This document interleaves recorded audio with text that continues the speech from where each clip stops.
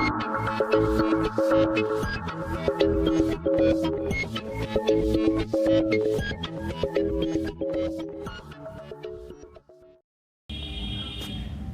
जो second important है वो ड्रॉ रूल्स है। जब हम ड्रॉ रूल्स पे क्लिक करेंगे तो बेसिकली ये टैबी कैट को ये बताएगा कि कैसे एजेस एलोकेट करने हैं और कैसे टीम्स का मैचअप बनाना है। अब minimum aggregator score to vote का मतलब ये है कि प्रीवियस राउंड में या फिर राउंड शुरू होने के पहले कि इतने ही स्पीकर के जो स्कोर हैं वो वोटिंग एग्रीगेटर्स बन सकते हैं। क्योंकि हिंदी पीडीज में इनवाइटेड एज का फॉर्मेट चलता है तो ऐसे में आप इसको 0.0 रख दीजिए just to avoid any complication. हो सकता है किसी टीम ने बहुत गुस्से में किसी इनवाइटेड जज को 0 दे दिया हो या फिर उसका स्कोर बहुत कम हो, तो उस सारे कॉम्प्लिकेशंस को हटाने के लिए, क्योंकि आपने अगर इनवाइटेड एज बुलाया तो उसको तो आप बैठाओगे ही बैठाओगे, तो ये सब कॉम्प्लिकेशंस हटाने के लिए आप जो minimum aggregator score to vote है उसको 0.0 पे ही छोड़ दीजिए। उसके बाद aggregator conflict penalty applied by aggregator auto allocator for conflict. So basically Hindi PD में अब हमारे पास कॉन्फ्लिक्ट फॉर्म का जो प्रचलन है वो चलता है। तो ऐसे में जो आपने कॉन्फ्लिक्ट फॉर्म्स लिए हैं वो डेटा कहाँ फिल होता है वो भी मैं आपको समझाऊंगा, लेकिन ऐसे में जो आपने कॉन्फ्लिक्ट फॉर्म का जो प्रचलन चला है, ऐसे में जो आपने कॉन्फ्लिक्ट्स लिए हैं उस कॉन्फ्लिक्ट को टैबी कैट कितना वेटेज देगा बेसिकली उसका स्कोर है। सो इसमें अगर आप किसी भी चीज़ को 0 कर देंगे तो टैबी कैट इसको बिल्कुल भी वेटेज नहीं देगा और जिसको भी जितना ज़्यादा वैल्यू देंगे उसको टैबी कैट उतना ज़्यादा वैल्यू देगा। सो बेसिकली हम चाहते हैं कि वो जो टीम्स ने कॉन्फ्लिक्ट भरा है उसको टैबी कैट एड्रेस करने के बाद ही एजेस को एलोकेट करे। तो आप एग्रीगेटर कॉन्फ्लिक्ट पेनल्टी को जितना हाई रख सकते हो उतना रखिए। यहाँ पे एक के बाद 6-7 जीरोज हैं तो आप उतना रख सकते हैं, आप चाहे तो कितना भी रख सकते हैं, बट बेसिकली ज़्यादा रखिए ताकि जो आपने पेनल्टी में जो कॉन्फ्लिक्ट लिया है उसको एड्रेस किया जा सके।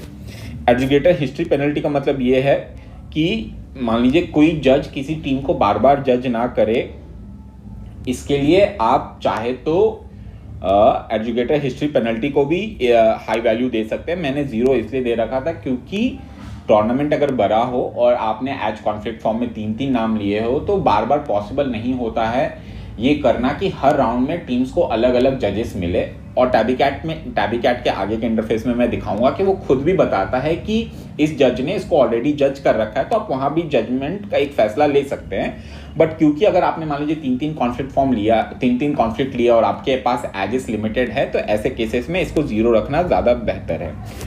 फिर इंपॉर्टेंस मिसमैच पेनल्टी, इसको भी आप 1 के बाद जितना मन करे 0 उतने पे रख सकते हैं।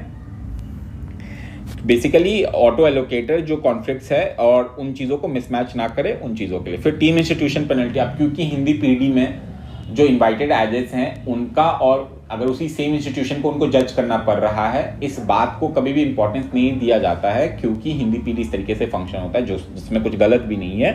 तो आप चाहें या फिर आपको लगता है तो आप चाहते हैं कि जो इंस्टीट्यूशन है, जो इनवाइटेड जजेस का इंस्टीट्यूशन है, वो सेम अपने इंस्टीट्यूशन के मैचेस को जज ना करें, तो गिवन कि आपके पास कौन से जजेस है, कितनी उनकी अवेलेबिलिटी है, क्या आप ये चीज़ें अलाउ कर सकते हैं नहीं कर सकते, उस बेसिस पे आप इसको अलाउ कर भी सकते हैं नहीं भी कर सकते हैं। यूजुअली आप 0 भी रख सकते हैं क्योंकि अगर आपको ऐसा कुछ करना होगा तो आप एलोकेटर फैसिलिटी से कर सकते हैं। बेसिकली इसका मतलब ये है कि आप चाहते हैं कि जैसे मान लीजिए किसी एक्स कॉलेज का जज एक्स कॉलेज के पार्टिसिपेंट को जज ना करें।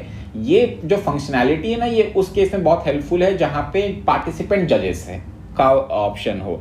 जहाँ पे अगर एज कॉम्पिटिशन नहीं हो रहा है वहाँ पे इसको 0 रखने में कोई नुकसान नहीं है। फिर अगेन टीम हिस्ट्री पेनल्टी का मतलब ये होता है कि कोई भी टीम्स एक बार से ज़्यादा कंपटीशन नहीं करेगी। मान लीजिए अगर college X college Y first round में compete किए हैं तो कॉलेज एक्स और वाई सेकेंड राउंड में compete नहीं करेंगे, या फिर कॉलेज एक्स और वाई थर्ड राउंड में compete नहीं करेंगे।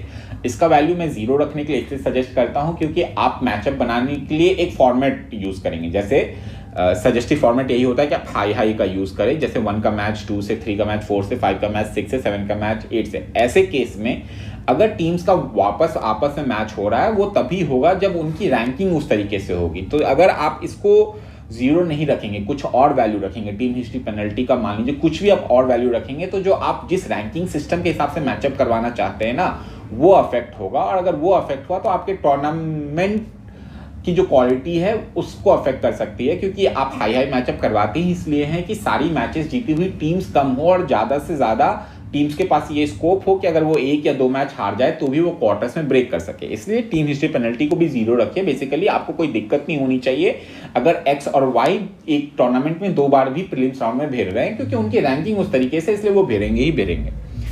उसके बाद अगेन अवॉइड सेम इंस्टीट्यूशन। इसका मतलब ये होगा कि अगर आप ये टिक कर देंगे तो अगर एक कॉलेज की 2 टीम्स है वो आपस टूर्नामेंट में कभी खेल ही नहीं सकती। लेकिन अगेन इसको 0 रखना चाहिए या इस पर टिक नहीं करना चाहिए। आपको क्यों नहीं करना चाहिए? क्योंकि अगेन आप एक रैंकिंग सिस्टम को फॉलो कर रहे हैं और उस रैंकिंग के हिसाब से जो भी मैचअप बन रहा है आपको उसको एक्सेप्ट करना चाहिए। आपको अपने विम्स एंड फैंसीज पे इसको क्लिक नहीं करना चाहिए, ठीक है। तो अगर सेम इंस्टीट्यूशन की रैंकिंग, अगर मान लीजिए अगर एक इंस्टीट्यूशन की टीम 5th रैंक पे और एक इंस्टीट्यूशन की टीम 6th रैंक पे, मतलब उसी इंस्टीट्यूशन की 2 टीमों का रैंक 5th और 6th है, तो वो आपस में मैच खेलेंगे क्योंकि उनकी रैंकिंग उस तरीके से है। फिर अगेन अवॉइड टीम हिस्ट्री। इसका मतलब यही होता है कि अगर आपने अगर आपने इस पर टिक कर दिया तो बेसिकली अगेन जैसा कि मैंने पहले भी एक्सप्लेन, वो पेनल्टी है। बेसिकली आप उस बात को कितना वेटेज देना चाहते हो, और इस पर टिक करने का मतलब होगा कि आप बिल्कुल ही नहीं चाहते हैं कि टीम एक्स और वाई एक बार से ज्यादा भिड़े, जो कि अगेन मेरे हिसाब से 0 रखना चाहिए क्योंकि आप रैंकिंग के हिसाब से मैच बना रहे हैं। उसके बाद और ब्रैकेट रेजोल्यूशन मेथड का मतलब ये होता है कि अगर आपने मान लीजिए आपने हाई का फॉर्मेट रखा है या फिर पावर पेयरिंग जिसको कहते हैं, अगर आपने वो फॉर्मेट रखा है तो मान लीजिए 2 मैच जीतने वाली 11 टीमें हैं, ठीक है। तो 2 मैच जीतने वाली 11 टीम है और आपने जो फॉर्मेट रखा है उसके हिसाब से 1 का मैच 2nd से, 3rd का मैच 4th से, 5th का मैच 6th से, 7th का मैच 8th से, 9th का मैच 10th से होगा।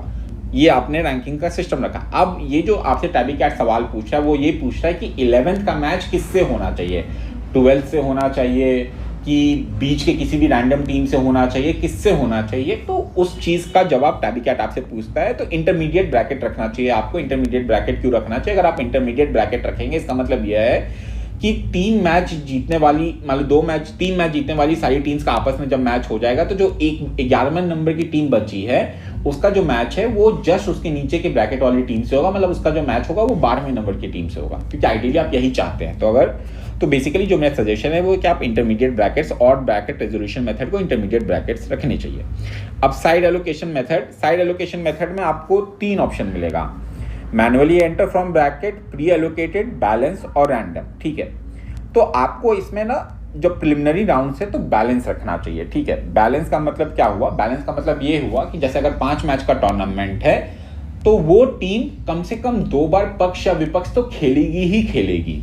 ऐसा नहीं हो सकता कि टॉस के बेसिस पे वो टीम कभी पक्ष खेले ही ना या कभी विपक्ष खेले ही ना, क्योंकि ऐसा हो सकता है ना उस टीम का प्रेफरेंस हो वो हमेशा विपक्ष जाना और वो 3 बार या 5 बार लगातार टॉस जीत गई तो वो कभी भी पक्ष खेले ही नहीं। तो उस चीज को हटाने के लिए और टूर्नामेंट को एनरिच करने के लिए आपको प्रिलिमिनरी राउंड्स में जो एलोकेशन मेथड है उसको बैलेंस रखना चाहिए।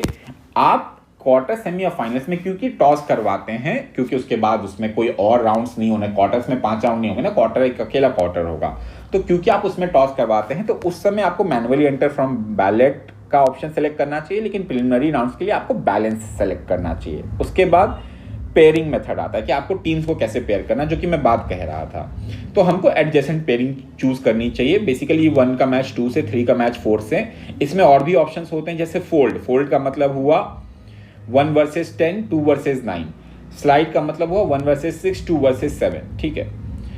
तो हमको ये करने की जगह हमको एडजेसेंट सेलेक्ट करना चाहिए, क्योंकि अगेन मेरा प्रिंसिपल यही होता है कि सारी मैच जीतने वाली कम से कम टीम्स होनी चाहिए, क्योंकि जो बाकी टीम्स हैं उनके पास इतना स्कोप होना चाहिए कि अगर आप 3 मैच के टूर्नामेंट में 1 मैच हार गए या फिर 5 मैच के टूर्नामेंट में 2 मैच हार गए तो भी आपके पास टूर्नामेंट में आगे जाने का स्कोप बना रहे। और वो बेस्ट तभी बना रहता है जब आप एडजेसेंट चूज करेंगे, बेसिकली 1 का मैच 2 से, 3 का मैच 4 से, लेकिन और भी चीज़ें इंट्यूटिवली समझाई हुई रहती है। फिर कॉन्फ्लिक्ट अवॉइडेंस मेथड, अगेन आप उसको ऑफ रखिए। पुल अप रिस्ट्रिक्शन, इन सब चीज़ों को आपको वो करने की जरूरत ही नहीं है, नो रिस्ट्रिक्शन पे इसको रखिए। फिर pull up, BP pull up anyway, pull up distribution, इसको भी anywhere in bracket. So basically जो भी चीज़ें उसको जो के त्यों रख दीजिए, क्योंकि वो इंग्लिश पीडी में ज़्यादा रेलिवेंट है। इंग्लिश पीडी में जो ब्रिटिश पार्लियामेंट्री फॉर्मेट है जिसमें 4 टीम्स एक साथ करती हैं, उस फॉर्मेट में ज़्यादा रेलिवेंट होता है। तो आपको उन चीज़ों को में जाना ही नहीं है। जो उसके बाद इंपॉर्टेंट आता है वो ये आता है स्किप एडजुकेटर चेक इन्स। इसका मतलब ये होता है कि जो एडमिनिस्ट्रेटर है वो खुद से सारे जजेस को चेक इन्स मार्क करेगा। तो जजेस के पास चेकिंग का ऑप्शन नहीं आ गया या फिर जजेस की चेकिंग की जरूरत नहीं होगी। मेरे हिसाब से जजेस को खुद भी चेक इन करने का ऑप्शन अलाउ करना चाहिए, सो दैट ओसी के लिए आसान पड़ जाता है कि जो जजेस जैसे ही कॉलेज में आया वो चेक इन पे क्लिक कर देगा। पैनलिस्ट एडजुकेटर्स मतलब आपके जो सारे जजेस है वो सारे चेयर है, कोई पैनलिस्ट है ही नहीं, जो कि यूजुअली ऐसा नहीं होता है। उसके बाद इसलिए इसको टिक नहीं करना चाहिए। अगर आपने टिक कर दिया मतलब आप पैनलिस्ट एलोकेट ही नहीं कर सकते। नो ट्रेनी एडजुकेटर्स, अगर आप एज कंपटीशन नहीं करवा रहे तो इस पर टिक कर दीजिए, क्योंकि कोई ट्रेनी तो होगा ही नहीं। अगर आप एज कंपटीशन करवा रहे तो इस पर टिक मत करिए। तो इस तरीके से आप बेसिकली पूरे सिस्टम का जो ड्रॉ रूल्स है उसको कॉन्फ़िगर करते हैं।